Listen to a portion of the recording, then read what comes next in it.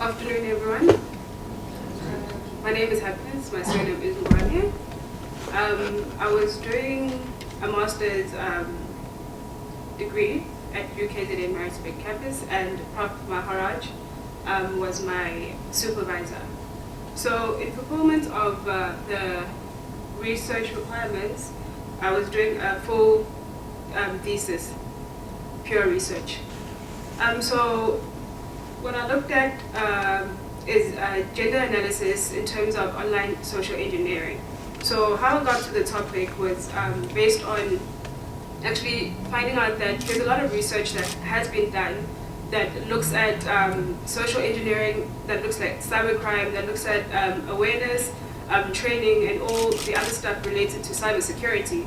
But there was nothing much that actually spoke about gender, whether there actually is a difference in gender, and whether gender plays a role in actually in the successful online social engineering attacks.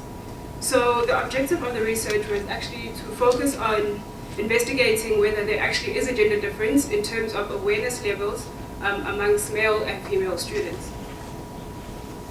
Okay, so the population that I used was Peter Maritzburg students.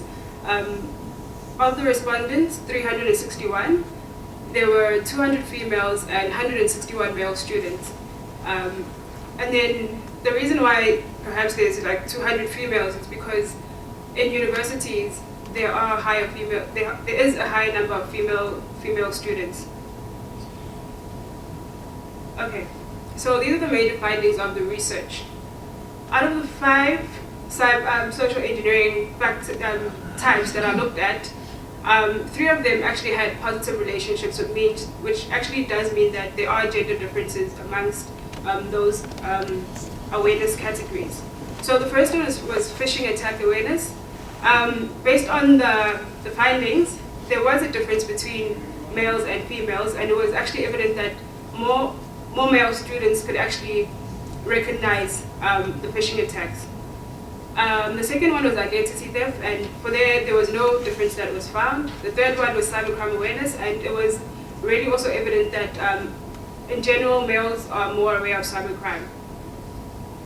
Email spam awareness, there was no difference, and for malware, there was also a difference in terms of males also demonstrating a greater awareness level. So essentially, I can conclude by saying that male students actually have better recognition levels, and perhaps there's also other deeper social and cultural factors that actually are contributing factors towards males being more aware of cybercrime. And basically, the other presenters have also mentioned that there's a shortage of females within STEM fields, and even government is trying to push towards encouraging females to take on these kind of streams. So also another conclusion is that training interventions could also be taken into consideration the research findings. So basically this would mean that for organizations that they could actually factor in the gender element of within their training programs, and perhaps not just having a blanket approach over training and awareness programs for their staff. Thank you. That's just it.